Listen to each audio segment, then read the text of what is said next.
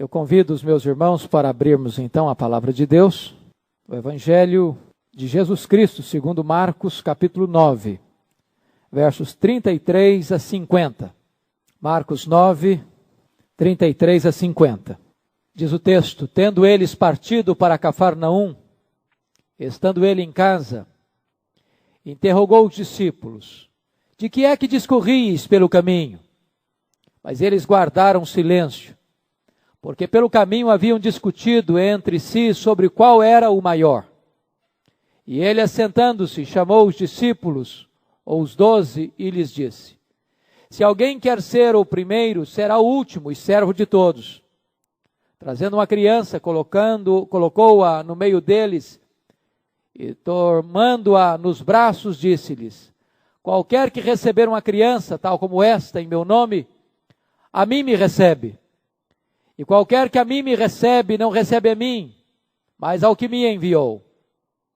Disse-lhe João: mestre, vimos um homem que em teu nome expelia demônios, o qual não nos segue, e nós lhe proibimos, porque não seguia conosco. Mas Jesus respondeu: não lhe proibais, porque ninguém há que faça milagre em meu nome, e logo a seguir possa falar mal de mim.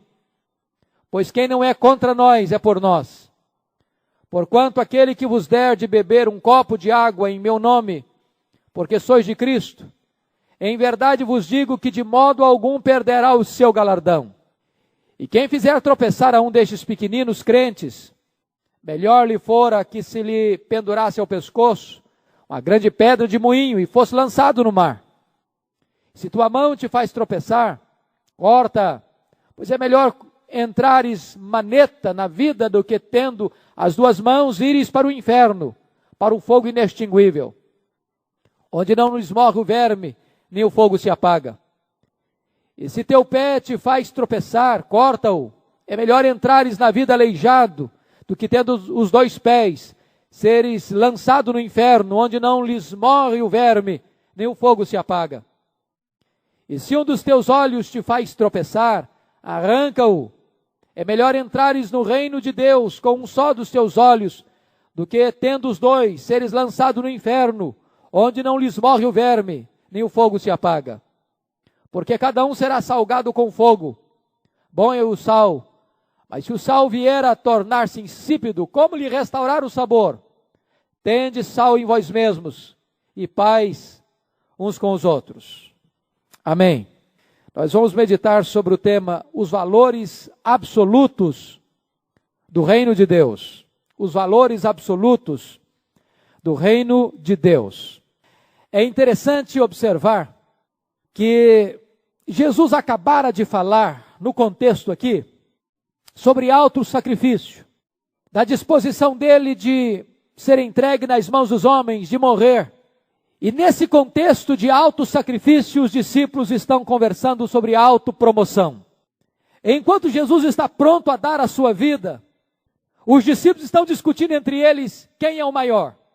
Na verdade, os discípulos estão na contramão do ensino e do Espírito do Senhor Jesus Cristo. Na verdade, você vai perceber que os discípulos não compreendem, não entendem e não reagem de maneira correta ao ensino de Cristo sobre o sofrimento. E Jesus Cristo, então, que tinha dado um tempo para eles andarem um pouco distante dele, talvez porque Jesus naquele momento quisesse ficar um pouco só para refletir sobre essa caminhada para Jerusalém. Esse é o momento em que Jesus está passando por Cafarnaum, mas é o momento da reta final para Jerusalém. Possivelmente os discípulos ficaram um pouco para trás. E quando chegam em casa, Jesus pergunta: o que é que vocês conversavam no caminho? E diz a Bíblia que eles guardaram silêncio. O fato de eles terem guardado silêncio é que eles ficaram, de certa forma, envergonhados pelo tema que conversaram. E Lucas nos diz que Jesus sondava o coração deles e sabia sobre que assunto eles falavam. O fato de eles guardarem silêncio significa também que eles se aferraram à posição deles, sem mudar de opinião. E se você perceber, há 14 vezes no Evangelho de Marcos que Jesus interroga os discípulos, pergunta alguma coisa aos discípulos, e dessas 14 vezes, uma única vez, quando Jesus perguntou, o que diz o povo a meu respeito? E vós, quem dizeis que eu sou? A única vez foi essa. Das outras 13 vezes, todas as vezes que Jesus pergunta aos discípulos, foi para censurá-los. Apontando uma dolorosa falta de entendimento dos discípulos. O Senhor Jesus Cristo, então, aproveita esse momento, numa conversa particular, dentro de casa, só com os 12, longe da multidão, para conversar com eles sobre questões tão sérias, tão solenes, que eu chamaria de valores absolutos do reino de Deus. Que valores são esses? Que princípios são esses? Em primeiro lugar, no reino de Deus, não há espaço para amor à preeminência. No reino de Deus, não há espaço ao amor à preeminência. Olha, por favor, versículos 33 e 34. Sobretudo o verso 34 no final, quando diz que eles haviam discutido entre si sobre qual era o maior. Na verdade, os discípulos estão caminhando numa outra estrada que Jesus. Eles estão subindo com Jesus para Jerusalém. Jesus está indo com uma intenção para Jerusalém, dar a sua vida, falando de sacrifício, falando de entrega. E eles estão caminhando com Jesus também para Jerusalém, mas eles estão abraçando um outro projeto. Eles estão com outras intenções. Eles estão com outros sentimentos. Enquanto Jesus está falando de autonegação, eles estão falando de autopromoção. Eles estão falando de grandeza, de ambição. E a ambição deles era a projeção do eu, e não a projeção do outro.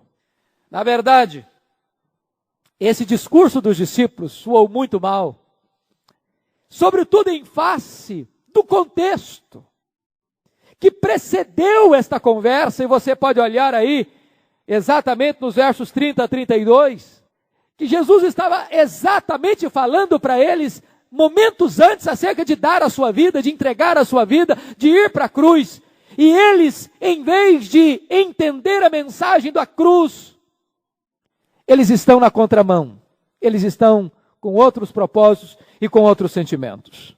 O que está por trás aqui? Está por trás aqui é uma falsa teologia, é uma incorreta compreensão do que era o reino de Deus.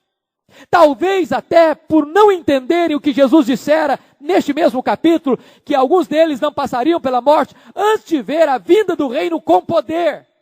Os discípulos alimentavam a ideia messiânica, terrena, política, libertária. Eles entendiam que Jesus seria um Messias que haveria de governar sobre um trono em Jerusalém e que eles seriam seus ministros de Estado. E então, enquanto caminhavam e Jesus falava de um reino de poder, eles cogitavam isso, vai ser agora. Jesus vai tomar de assalto o poder de Roma. Jesus vai ser governador da Judéia, de Jerusalém, da Galileia, de todo Israel. E nós vamos ter projeção. Eles que eram alguns pescadores, um coletor de impostos, outros de partidos políticos diferenciados. Eles disseram, é agora. Nós vamos chegar ao poder. Nós vamos conquistar o poder. Esta ambição era tão arraigada que ela ainda continuou depois da ressurreição de Jesus. Lembram lá em Atos 1,6, quando Jesus está falando sobre o batismo com o Espírito Santo, sobre o revestimento de poder? Quando perguntaram para ele, será neste tempo em que o Senhor vai restaurar o reino a Israel?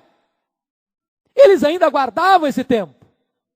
Isso estava mergulhado e muito infiltrado na mente e no coração deles. Mas eu preciso dizer, irmãos, que esse sentimento dos discípulos ainda talvez seja o sentimento mais incrustado, mais arraigado no nosso coração. No nosso coração. A nossa tendência também é de pensar que nós merecemos mais do que temos. Nós sempre pensamos em projeção, em destaque. E esse pecado da ambição e da vaidade, da preeminência, é tão antigo quanto a queda de Lúcifer. É tão antigo quanto a queda dos nossos primeiros pais no Éden. John Charles Ryle diz que, na verdade, nós nascemos fariseus. Nós nascemos com essa tendência de nos acharmos melhores do que os outros e mais merecedores do que os outros e gostamos de estar em projeção em relação aos outros. Se percebermos, a exortação da Escritura, ela nos diz, a soberba precede a ruína e a altivez de espírito precede a queda. Olhe, por exemplo, para a história da humanidade e veja Senaqueribe, veja a figura de Nabucodonosor, veja a figura de Herodes, Agripa, como eles desejaram a glória para si mesmos. E a Bíblia diz, aquele que quiser se exaltar, será humilhado. Este é o ponto em que Deus foca a atenção para nós. Quem quiser ser exaltado, será humilhado. Mas aquele que se humilhar, esse será exaltado. Então esse é o primeiro princípio, que no reino de Deus não tem espaço para o amor à preeminência. Segundo princípio, no reino de Deus, ser grande é ser servo. No reino de Deus, ser grande é ser servo. Olha o verso 35. E ele, assentando-se, chamou os 12 e lhes disse, se alguém quer ser o primeiro, será o último e servo de todos. Irmãos amados, prestem atenção aqui, que isso não é coisa de somenos. Eu creio que está aqui a essência do que é a compreensão do cristianismo. A fé cristã, o cristianismo, o reino de Deus, está em flagrante oposição ao espírito deste mundo. No reino de Deus, a pirâmide social está invertida, está de ponta cabeça. Nos reinos deste mundo, nos valores da nossa sociedade, ser grande é ser servido, é ter muita gente a seu serviço. Mas no reino de Deus, ser grande é ser o menor, é ser servo de todos. No reino de Deus, ser grande não é ser vaidoso, altivo, orgulhoso. Ser grande no reino de Deus é ser humilde. A ideia de ser grande ou maior na posição de Jesus precisa ser profundamente alterada na nossa mente. A verdadeira grandeza no reino de Deus não é você estar no topo de uma torre e olhar de cima para baixo com soberba, considerando os demais inferiores a você, como aquele fariseu que subiu ao templo com o publicano para orar e se levantou para dizer, graças te dou, ó Deus, porque eu não sou como os demais homens. Não, absolutamente não. O espírito de grandeza no reino de Deus não é esse de altivez. Na verdade, o único estandarte de grandeza levantado por Jesus é a bandeira da humildade. Ele, sendo Deus, não julgou como usurpação o ser igual a Deus. Antes a si mesmo se esvaziou, assumindo a forma de servo.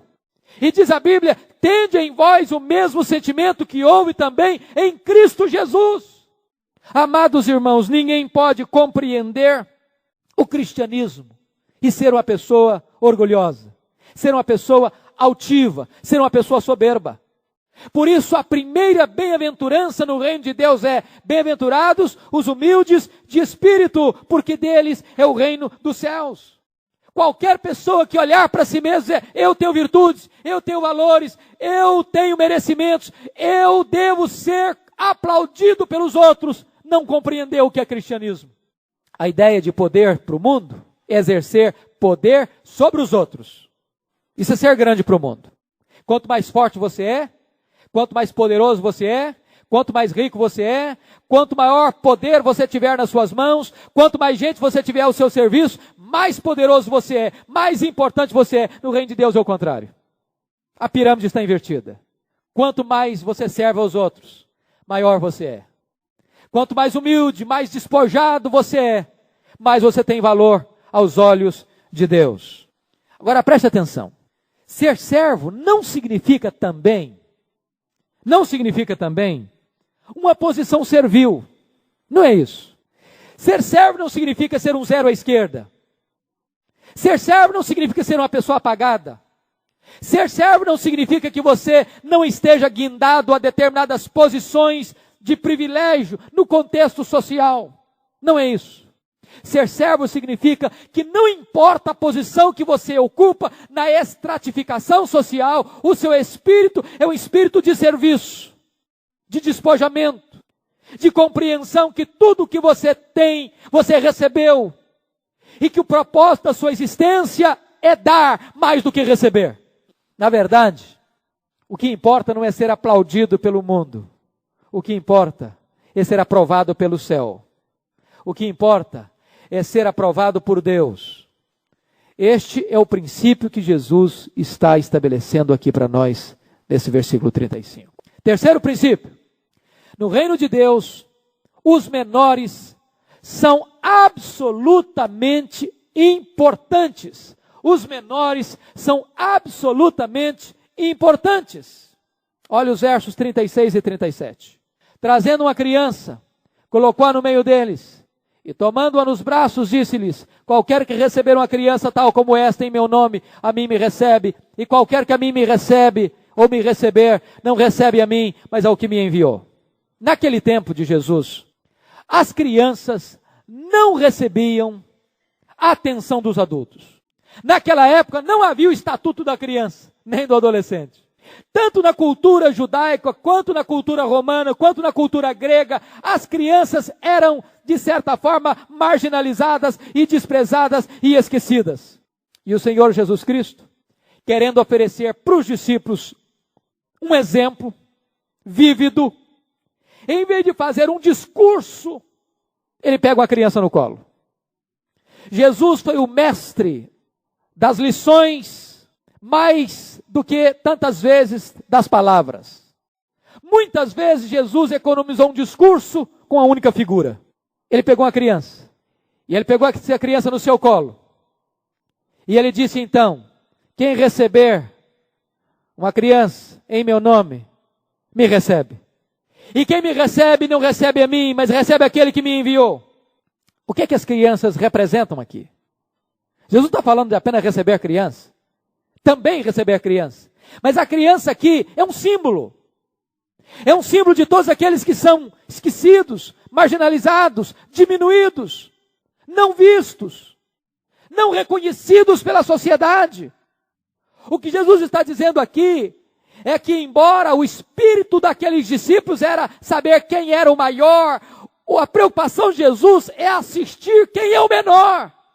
Preste atenção nisso, irmãos, porque este é o espírito do cristianismo, e Tiago muito acertadamente alertou na sua carta do perigo que a igreja tem de ter dois pesos e duas medidas. O perigo que a igreja tem de dar mais valor a uma pessoa pelo valor que a sociedade dá a ela.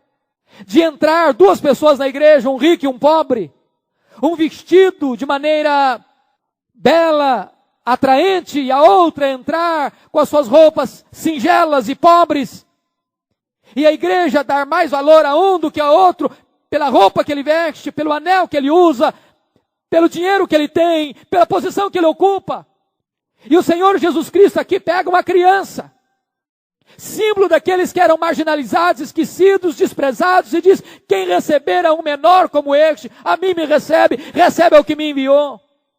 O que Jesus está dizendo é que há uma atenção especial, um carinho especial, um amor especial do Pai, quando você se dedica a cuidar daqueles que são marginalizados, daqueles que são esquecidos, daqueles que são abandonados, daqueles que a sociedade escorraça e joga para a lateral da vida. A ambição humana parece não ver outro sinal de grandeza senão riqueza, status, coroas e elevadas posições. Mas o caminho da grandeza, segundo Jesus, é você devotar-se em cuidar daqueles que a sociedade despreza e rejeita. Desses pequeninos, desses desprezados. Há um reconhecimento divino àqueles que investem na restauração daqueles que são marginalizados e abandonados pela sociedade. Talvez esse trabalho nunca seja percebido pelos homens, mas é aplaudido pelo céu. Você não ficará sem recompensa, porque quando você recebe uma dessas pessoas, é como se você estivesse recebendo a Jesus. recebendo o próprio Deus que enviou Jesus. Por isso, no dia do juízo, Jesus vai dizer: vinde, benditos de meu Pai, entre na posse do reino, que vos está preparado desde a fundação do mundo, porque eu estive com fome e me deste de comer. Eu estive com sede e me deste de beber. Eu estive nu e me vestiste. Eu estive preso e fostes ver-me. Eu estive doente e me visitaste. Estive forasteiro e me abrigaste. E ias perguntar: mas quando te vimos nessas condições, Senhor? Todas as vezes que fizeste a um desses pequeninos, a mim o fizestes. Não tenha sua mão remissa para ajudar. Não tenha o seu coração fechado para estender a misericórdia àqueles que estão à sua volta e àqueles que a sociedade julgam sem valor. Para Deus não tem caixote de lixo. O reino de Deus não tem lugar onde existem pessoas marginalizadas. Para Deus todos têm o mesmo valor e são importantes de igual maneira. Quarta lição que eu gostaria de destacar nesse texto. No reino de Deus, a intolerância exclusivista não encontra guarida. No reino de Deus, a intolerância exclusivista não encontra guarida. Olha aí versículos 38 a 41. Disse-lhe João: mestre, vimos um homem que em teu nome expelia demônios, o qual não nos segue, nós lhe o proibimos porque não seguia conosco. Mas Jesus respondeu: não lhe o proibais, porque ninguém há que faça milagre em meu nome e logo a seguir possa falar mal de mim, pois quem não é contra nós, é por nós. Preste atenção, que a linha de pensamento ainda é a falta de compreensão dos discípulos. Eu fico admirado com a dureza do nosso coração, porque nós não somos diferentes desses discípulos. Quanto trabalho nós damos para Deus, quão duro é o nosso coração, quão mesquinha é a nossa mente, quão tapada é a nossa visão, quão remissos e lerdos nós somos para discernir as coisas espirituais. Mais uma vez, os discípulos revelam falta de compreensão e falta de discernimento espiritual. Jesus está indo para Jerusalém com um propósito e eles estão indo com outro propósito, cheios de ilusões. E agora a ilusão deles é que eles detêm o poder exclusivo, o direito exclusivo do poder do Senhor Jesus. Nós somos os únicos, nós somos os exclusivos. Só nós temos o direito de usar o nome de Jesus, de exercer algum ministério no nome de Jesus e usar o poder de Jesus. Diz a Bíblia que João proíbe um homem que expulsava demônios em nome de Cristo, pelo simples fato de não fazer parte do grupo apostólico, de não estar alinhado com eles. Na verdade, na teologia de João, não havia espaço para que houvesse outras pessoas que não eles, como verdadeiras seguidoras do Senhor Jesus. Agora preste atenção, que o homem está fazendo uma coisa boa, expelindo demônios, da maneira certa, em nome do Senhor Jesus, com um resultado positivo, aliviando uma pessoa aflita e necessitada. Mas mesmo assim, diz a Bíblia que João o proíbe. Vamos pensar no princípio que está por trás aqui. Há muitos segmentos espirituais, religiosos e até alguns chamados evangélicos hoje, que pensam que eles são os únicos que vão para o céu.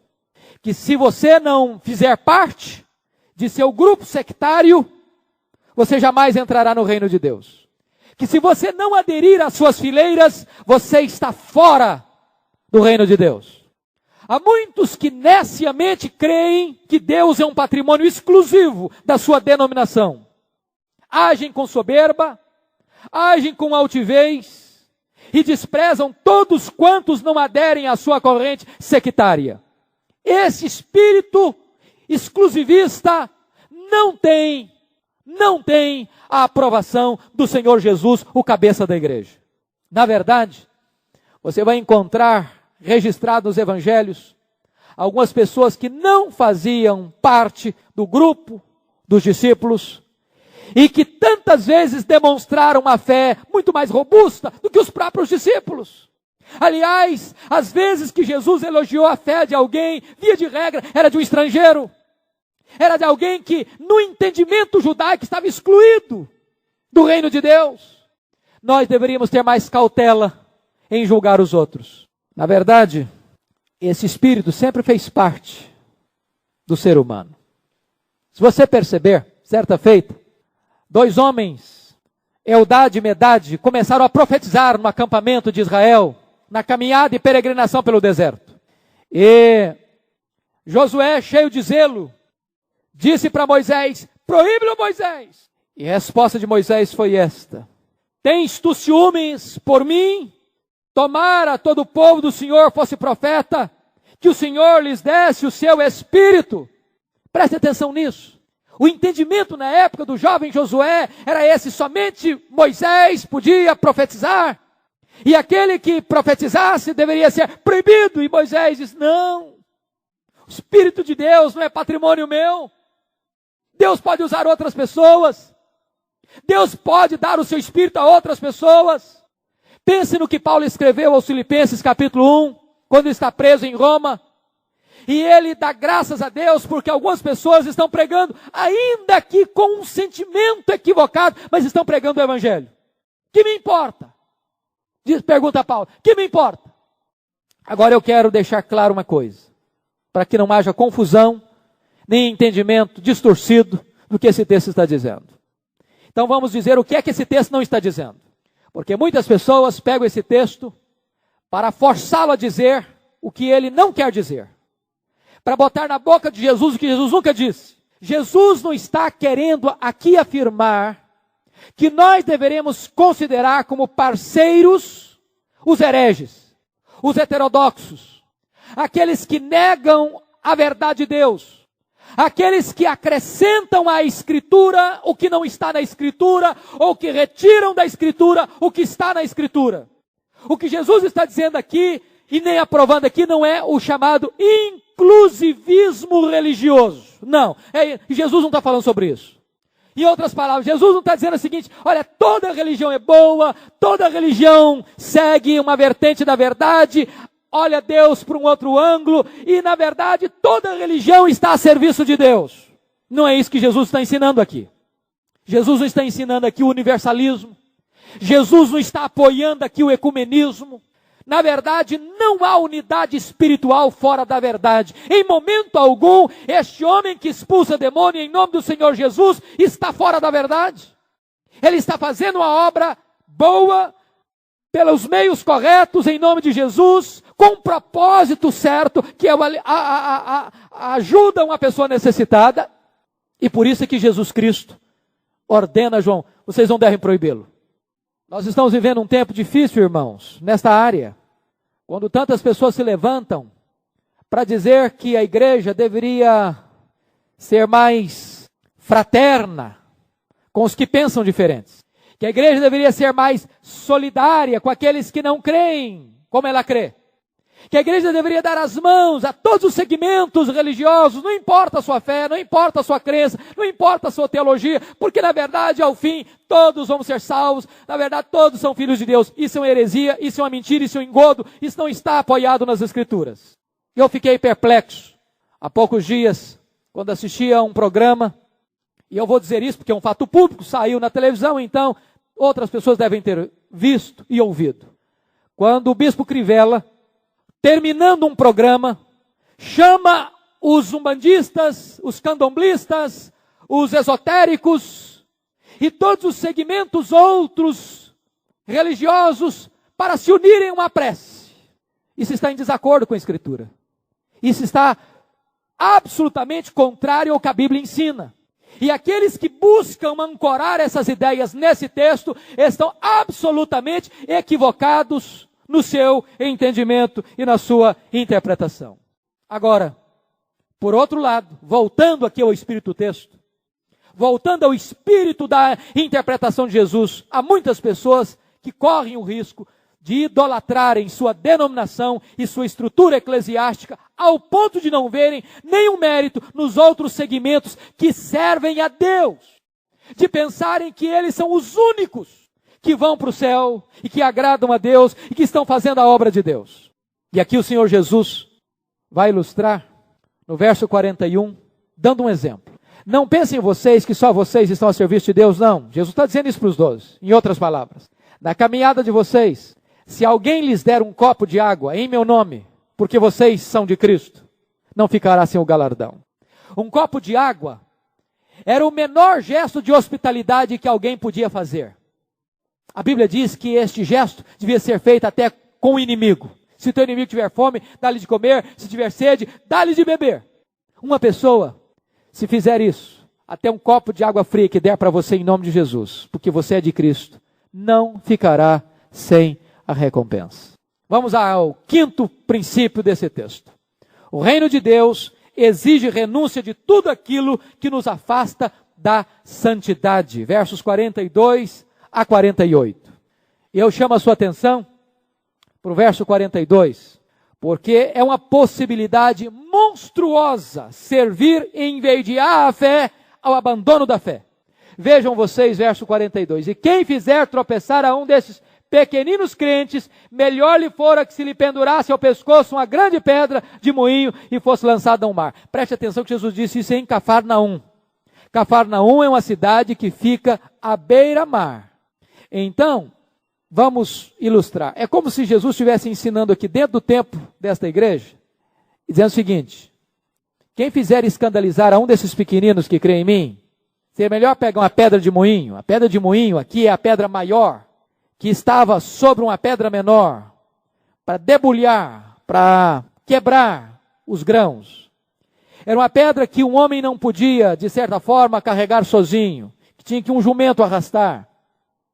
Jesus diz, olha, seria melhor alguém amarrar esta grande pedra e se jogar no mar, e obviamente morreria afogado, do que ser causa de tropeço para um desses pequeninos que creem em mim. Nesse mesmo contexto, Mateus disse, é inevitável que venha o escândalo, mas ai daquele por meio de quem vem o escândalo. Ai daquele por quem vem o tropeço para aquele que crê no nome do Senhor Jesus. Irmãos, isso deveria nos fazer tremer e temer diante de Deus. O que Jesus está querendo ensinar agora, nesse parágrafo, é de que a vida no reino é uma vida de santidade. Preste atenção nisso. Ninguém pode pensar estar no reino de Deus e ao mesmo tempo vivendo uma vida de pecado. Porque para ver esse reino você tem que nascer de novo. Para entrar nesse reino você tem que nascer da água e do Espírito.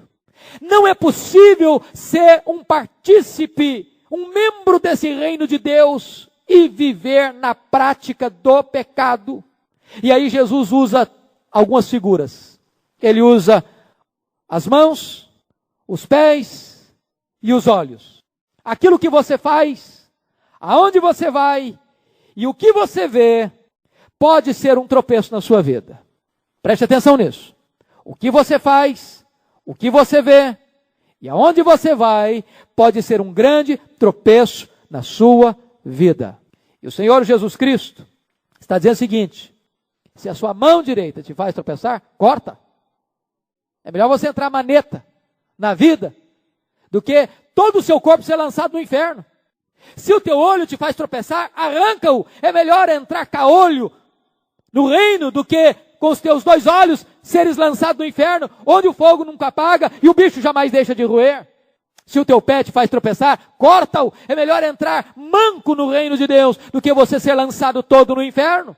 Vamos entender o que Jesus está dizendo.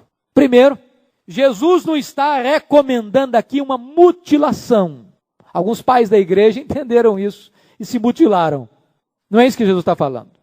Porque se você cortar o seu braço, você não eliminou a fonte do pecado.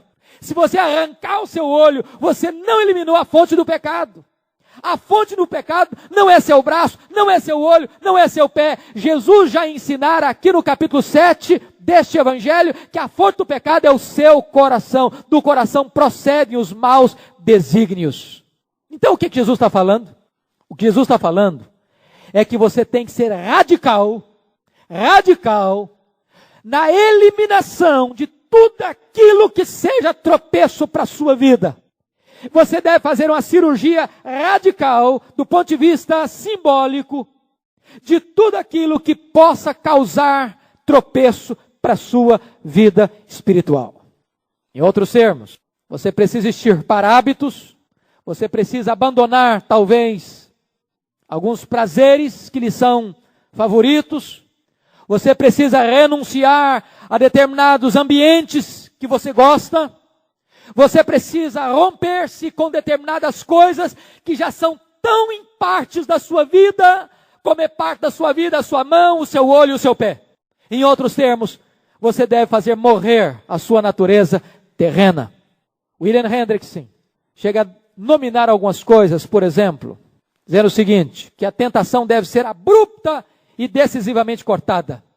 Brincar com ela é mortal, meias medidas são destrutivas, a cirurgia precisa ser radical. Talvez, e ele cita alguns exemplos, talvez algum livro obsceno deveria ser queimado, uma foto escandalosa deveria ser destruída, um filme destruidor da alma deveria ser condenado, os laços sociais sinistros deveriam ser rompidos, um hábito venenoso deveria ser descartado da sua vida.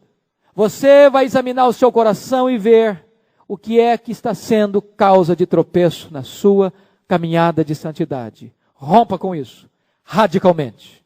Esta é a palavra que Jesus está nos dando. Em último lugar, último princípio. O reino de Deus revela que existe uma condenação eterna para aqueles que rejeitam o caminho da santidade.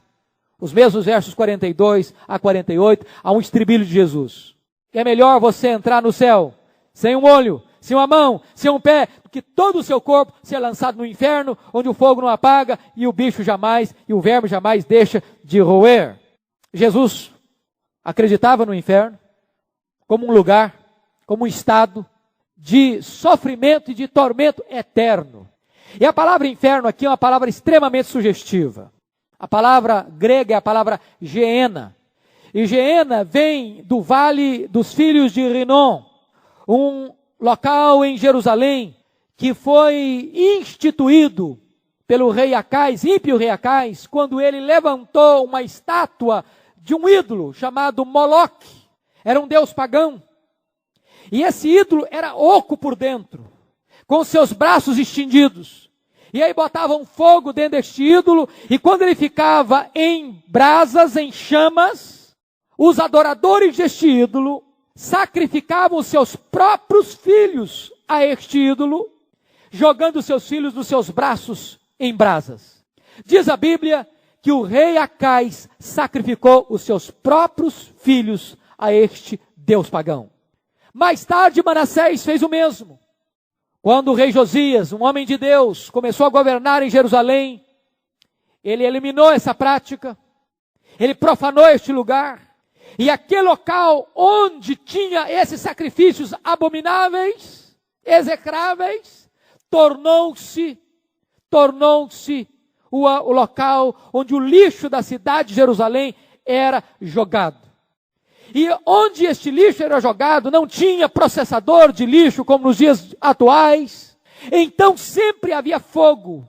E misturando fogo com chuva, chuva com fogo, havia ali um ambiente fétido, sujo, mal cheiroso, onde sempre tinha vermes roendo, fogo e fumaça. E Jesus lança a mão desta figura dramática para descrever o que é inferno, Geena, lugar onde o fogo não apaga, onde o verme jamais deixa de roer, lugar de sujeira, lugar de fogo, lugar de tormento, lugar de fumaça, lugar de cegueira, lugar de abominação.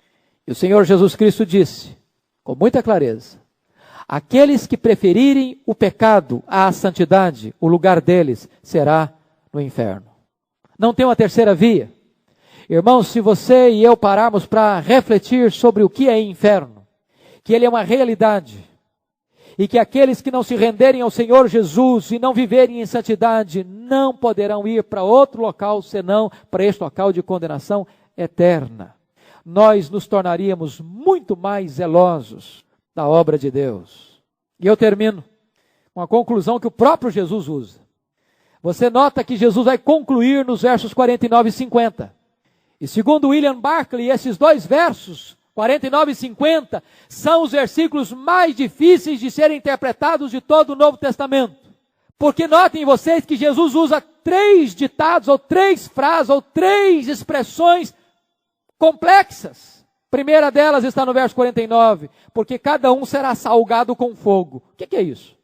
Salgado com fogo. O que Jesus quis dizer com isso? Você vai perceber que o sacrifício judaico, todo o sacrifício judaico, devia conter sal. Antes do sacrifício ser levado para o altar, ser oferecido para Deus, tinha que botar sal. O sal também era, de certa forma, o sal do pacto, da aliança. A adição do sal é que tornava esse sacrifício agradável a Deus. Agora, Jesus está dizendo que cada um deverá ser salgado com fogo. O que isso significa? Significa que antes de você ter a sua vida aceita como um sacrifício agradável a Deus, você precisa ser salgado com fogo. E fogo fala de duas coisas aqui nesse contexto. Primeiro, de purificação. Segundo, de perseguição. Você percebe que entrar no reino não é entrar para um reino de promoção, mas é entrar para um reino de autonegação, de abnegação, de perseguição, de sofrimento. O apóstolo Paulo entendeu isso quando disse em Atos 14, 22, importa-nos entrar no reino por meio de muitas tribulações e ser salgado com fogo. Então, amados irmãos, nós temos que entender isso. A vida cristã agora não é de promoção, não é de coroa, não é de glória. Primeiro é a cruz, depois a coroa. Primeiro o sofrimento, depois a recompensa. Primeiro a luta, depois o galardão. Nós temos que ser temperados, salgados com fogo. Segunda frase de Jesus. Bom é o sal, mas se o sal vier a tornar-se insípido, como lhe restaurar o sabor? O sal é bom, você não pode nem imaginar a vida sem sal. Alguns que estão aí com a pressão alta precisam diminuir um pouco, mas o sal é uma coisa fantástica. Fantástica. Os antigos diziam que o sal era a coisa mais pura, porque vinha das duas coisas mais puras, o mar e o sol. E o sal, ele é bom, porque ele tem duas coisas básicas. Primeiro, o sal dá sabor. Segundo, o sal coíbe a decomposição, a corrupção. O que Jesus quis dizer então? Ele não está preocupado com sal, ele está preocupado com a igreja, está preocupado com os discípulos, e ele está dizendo o seguinte, que o sal pode perder o seu sabor e tornar-se insípido. Ele está dizendo que a presença da igreja no mundo é uma presença antisséptica. Ele está dizendo que a presença de Deus, a presença da igreja na sociedade é que livra a sociedade de entrar num processo de rápida e total decomposição moral. Vós sois o sal da terra. Irmãos, já pararam para pensar nisso? Que a sua presença muda o ambiente. Que a sua presença numa sala de aula, jovem, que a sua presença, irmão, no seu trabalho, lá no seu contexto onde você vive, pode mudar o ambiente e frear um processo galopante de decomposição, de corrupção. Que coisa fenomenal! É isso que Jesus está dizendo agora, cuidado para que você não seja um sal sem sabor. A última expressão está aí no verso 50. Tende sal em vós mesmos e paz uns com os outros. Ter sal em si mesmo é ser santo. Ter paz uns com os outros é ser amoroso. Em outros termos, Jesus está dizendo que você tem que adotar esses dois princípios, santidade e amor. Se você não for santo, você vai brigar com seus irmãos, pode ter certeza disso. Se você não cuidar do seu coração, você briga com os outros. Se você cuidar da sua vida espiritual, você vai ter paz com seus irmãos. Preste atenção, amado, o problema não é o outro, o problema sou eu. A causa das contendas não estão nos outros, estão em nós. Nós é que temos um coração pronto para a guerra. Por isso Jesus diz, tende sal em vós mesmos. Porque quando nós tivermos sal em nós mesmos, nós vamos ter comunhão uns com os outros. Olha que princípio magnífico Jesus está nos dando. Que Deus nos ajude, que Deus nos dê graça, para que nós jamais fujamos da luta, que temos que travar com o nosso próprio coração, para nós não entrarmos numa outra luta, uma contenda e uma briga com os nossos irmãos. Que Deus nos ajude, que Deus nos dê graça, que Deus aplique esses princípios no nosso coração nesta noite. Nós vamos orar ao Senhor e eu preciso muito que Deus nos dê graça a mim, dê graça a você, dê graça a nós nesta noite. E eu quero convidar você para vir orar comigo aqui no altar de Deus. Esses princípios de Deus precisam ser aplicados na nossa vida, como filhos do reino, como cidadãos do reino. E eu estou absolutamente certo de que todos nós estamos aquém desses princípios que o Senhor estabeleceu e precisamos que Deus nos ajude a colocá-los em prática na nossa vida. Então, se você quer que a igreja ore por você, venha aqui à frente, nós vamos orar, vamos colocar a sua vida nas mãos de Deus.